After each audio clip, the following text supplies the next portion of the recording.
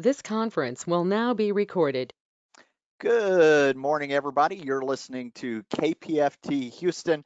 I'm Chris Hensley on Money Matters. It's 11 a.m. on Friday morning, is what I'm so used to saying every single Friday. However, once again, we are still under quarantine. And so I'm broadcasting live from my home in a bedroom. And so to give you just a little bit of update, KPFT is still rebroadcasting and so they have not allowed programmers to come back to the station until it's open. However, we are still in a spring drive, and so that ends tomorrow. And so I will tell people about that. Our guest today is Dr. Jonathan Johnson, aka Dr. Wounds. He is an award-winning physician and is one of the nation's leading specialists in wound care and aesthetic procedures.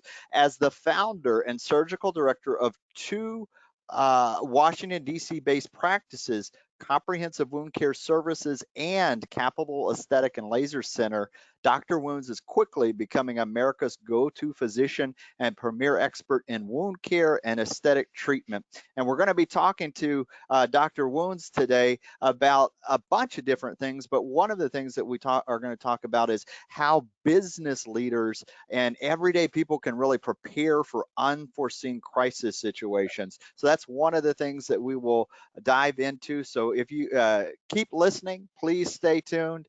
If you are a longtime listener, you know we always reserve just the first few moments of the show to tell you a little bit about what's going on with financial literacy in the Houston and the Gulf Coast region. Don't have a lot of updates for you, but the ones that I do, Houston Money Week, you've heard each and every show, you've heard me talk about this, and this takes place in April.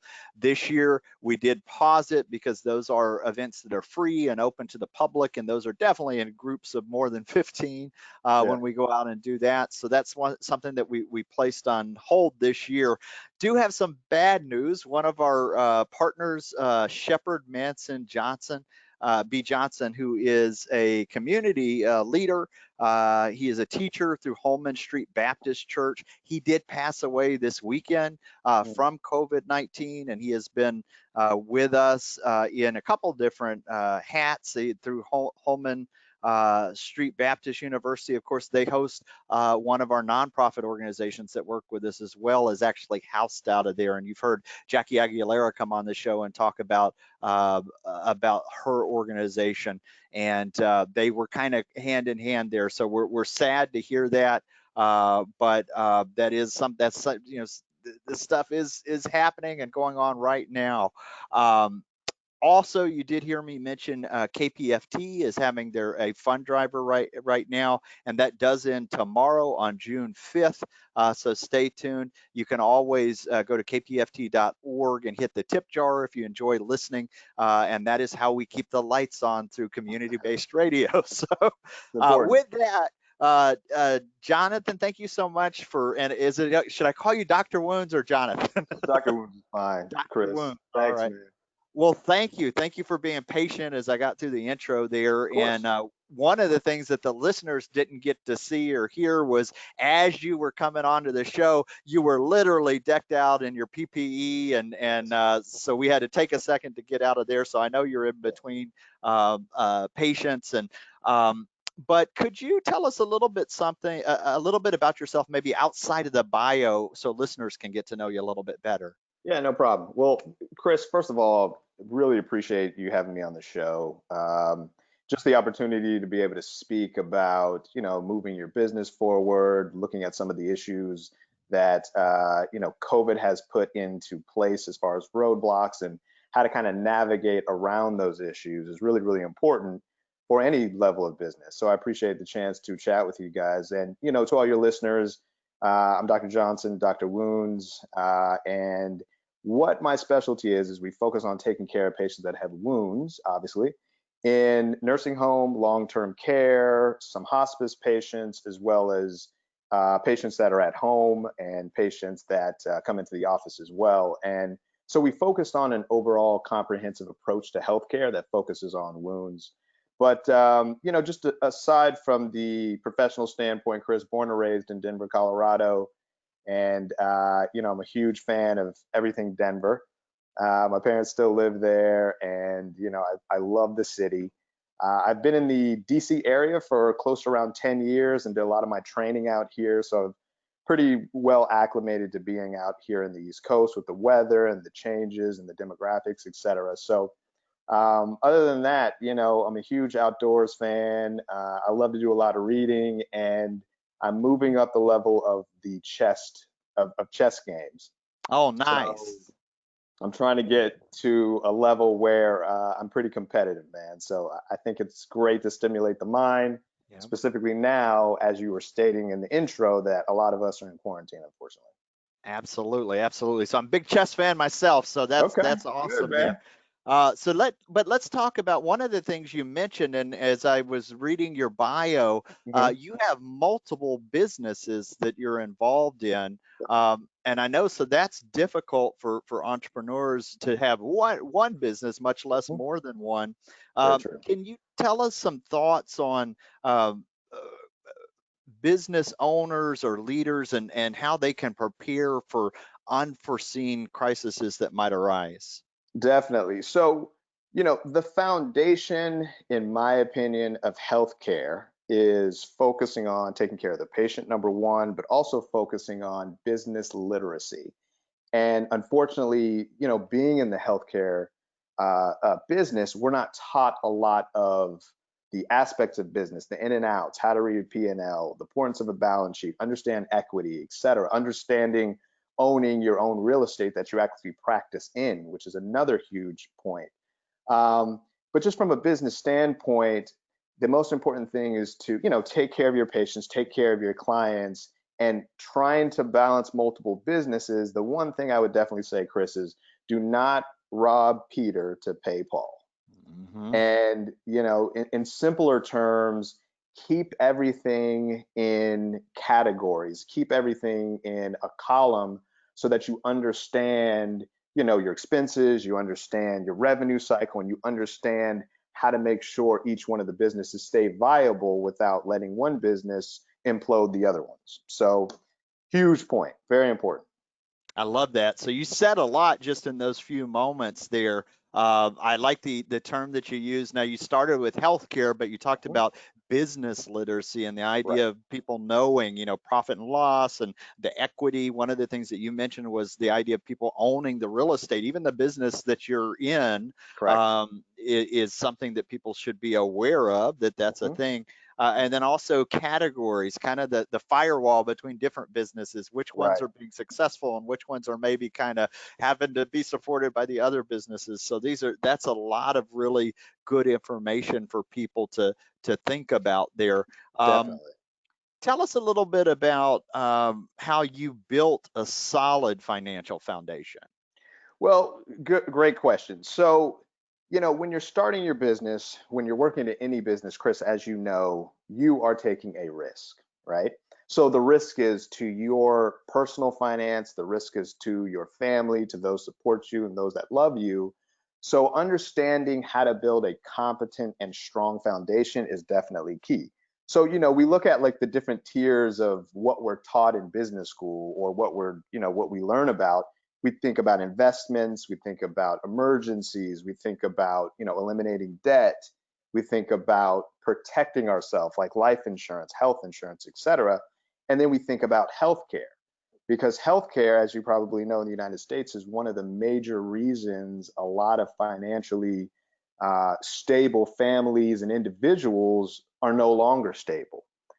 And that's also one of the reasons I'm really passionate about healthcare is to eliminate a lot of that. We shouldn't have to choose between financial viability and our health.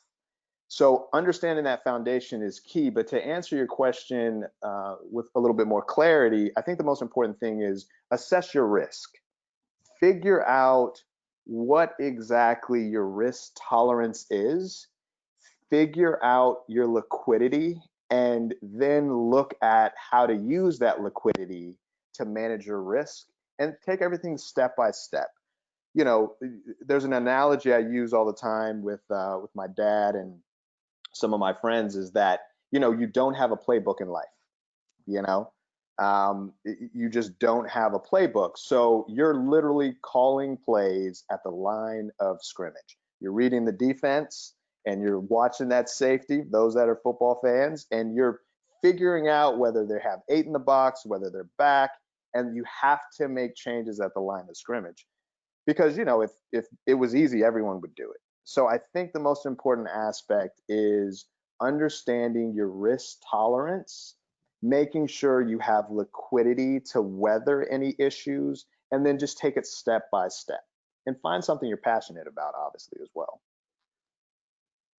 Thank you for that. That was a lot of really good information as well. So, Hope I didn't overload it too much there, man. no, that's I just kind of I would like to unpack all of that for the listeners, because No you problem. talked about the idea that we don't have a playbook in life when it comes to these decisions. We talk about the fog of war when people are in the middle of crisis and having to make decisions. It's not always the best decisions that are made. Right. So doing the things that you talked about when you have a foundation, like knowing your risk, knowing what your liquidity is. I think we're finding out a lot of businesses who might be cash flow rich, Right. but don't have the reserves build up Hmm. to sustain, 2 or 3 months of your business is being put on pause, are Right. finding out. And that's the same thing in our individual lives. When people Hmm. don't have 3 to 6 months of cash reserve put aside, There you go. then when emergencies happen,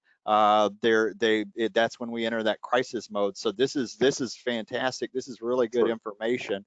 True.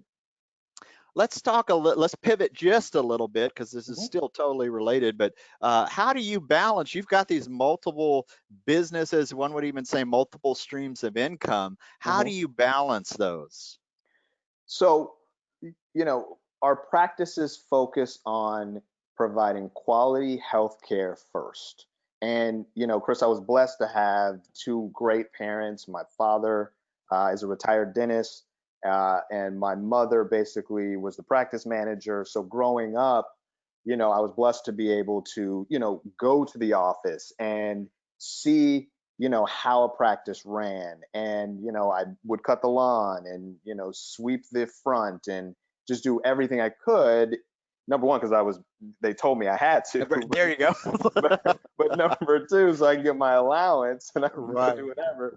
But you never know what kind of experiences actually influence you going forward. And even though I didn't go into that specific field, a lot of those business pearls, as we call it, that were verbal and even nonverbal, were very influential. But even if you don't have that, a lot of times it's just focusing on going through experiences, because you're really never going to know the right move to make without going through that specific experience. So having multiple businesses, the most important aspect for me is that, number one, healthcare, and focusing on providing healthcare, but also because the businesses relate to each other. So we focus on wound care and we also focus on aesthetics.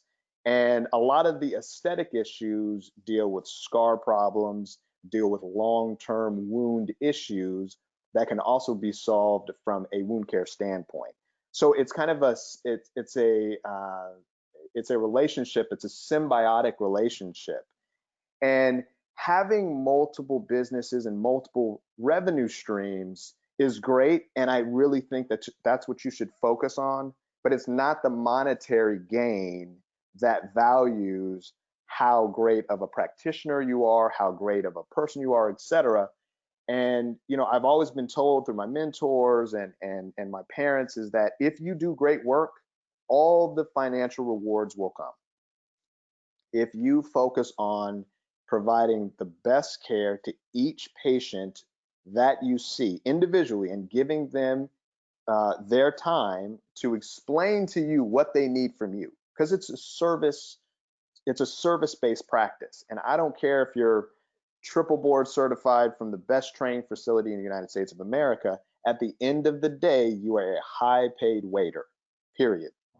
And the focus specifically in healthcare is service. And I think unfortunately we get away from that. But just to go back to your main question, balancing the business is just take one day at a time. But from a practical standpoint, I focus on each business a certain time during the day. In the morning, I'm with one practice, so I focus on providing wound care to the geriatric population, and I'm usually at the facilities working with the staff. In the afternoon, I come home and or in the afternoon, I go to the office. I focus on my in-office staff. And around 3 o'clock, I stop everything and I focus on the aesthetics. And then when I get home, I do the billing from doing the wound care from that morning. So it's pretty intense. I'm smiling. I'm also a big people's work routines interest me quite a bit, and I'm Uh-huh. smiling because I always push my paperwork till after 3 o'clock as well. but but I love how you've kind of got these all compartmentalized, and this makes a lot of sense because one of the things that you just told us was part of having balance is that even the multiple business that you had, that they're related to each other in some way, that there's a symbiotic relationship there. I'm a Correct. big firm believer that, if you do too many things, you can almost dilute what you're Yes. trying to do. So Right. the idea of service, I also really, that if you do good practice, if you do good work, it will come back Mhm. to you. And Correct. so that's one of the things that you just told us that stood out there. Um, Yep. in healthcare, in anything, that service really, if it's service based, I think those principles hold true. Right. We're getting kind of close to the end of the show here, so I want to make No sure problem. to cover this one as well, because telehealth is one of Yes. the things that you're passionate about. Um, Huge.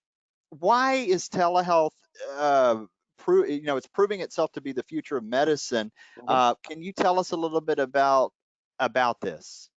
No problem. So our main company and where a lot of our profession is transitioning to is telehealth, and our practice is Dr.Wounds. So it's a tele-wound care platform where we directly work with the patient in order to visually see their wounds, provide management for their wounds, and then we send them dressings to treat their wounds. And then you can, continue to see us as much as you need. So this is for the weekend warrior. This is Mhm. for the mom at home or the dad at home with the child that falls, and this is also for the parent or the a child that's taking care of a parent in a long-term facility, etc. So what we're doing is focusing on taking care of that wound from a tele-wound care standpoint. And telemedicine has been around for a long time, Chris. I mean, it's been around for, almost 10 years. It's almost serendipitous now that COVID has forced a lot of medical practices to transition to that route of delivering care. And it's important because number one, you're preventing unnecessary exposure to COVID while going to the emergency room or sitting in your primary care physician's office space or an urgent care facility. And it also gives you the peace of mind that you can stay within your home, feel safe, and also have great competent care.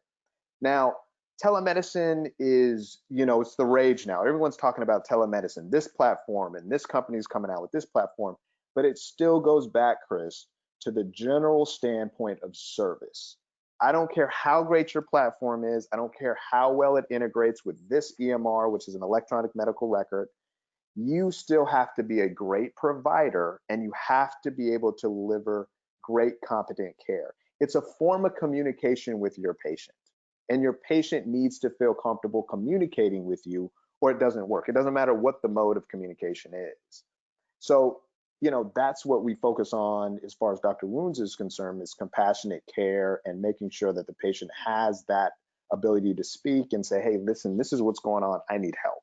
And we can listen and spend time and take care of them and send them their dressings. But, you're going to hear about the field of telemedicine, for the next couple years, and I'm sure it's going to be monetized and it's going to be consolidated, which I'm sure it's going through now. But the bottom line is you still have to have quality providers in order to provide that care. And if you do that, everything else will come. I love that. I love that. So that's a lot of stuff I didn't think about when it came to telehealth.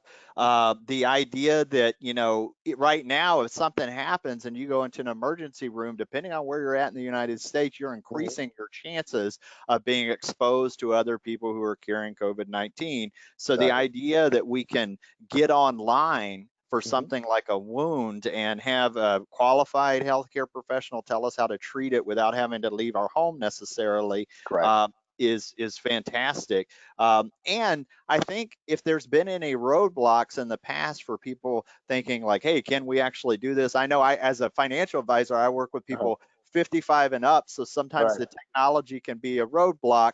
But I think what we're finding out is that, that a lot of people are becoming more motivated to do that Yes. because of this. So if we're trying to Yes. find a silver lining for all of this stuff, I think we're finding Right. out that we have experts on tap, Yes. and that just because we're online, the relationship's still there, the service is still there, there's quality that's still there. So Yes. this has been great. So we're right here at the end of the show. I just want to ask you: is there anything I forgot to ask you that you would like to share with listeners? I mean, like I said, Chris, I appreciate, being able to come on. Like I said, the most important thing is focus on, something that you're passionate about as far as business is concerned. Everything else, all the financial incentives will come. You are not running the business is running you. I And love it. most importantly, as COVID continues to unfortunately spread, et cetera, the most important thing is to, focus on reserves, find another niche in order to service your clients, service your patients, gain revenue. Telemedicine is a great new alternative, and just connecting with us directly from, the comfort of your own home is definitely key because, we're Dr. Wounds and we heal wounds. That's our most important aspect of what we do. I love it. I love it. Thank you so much, Dr. Wounds, for being on the show today. You've been listening to KPFT Houston. Thanks, Chris. See you later.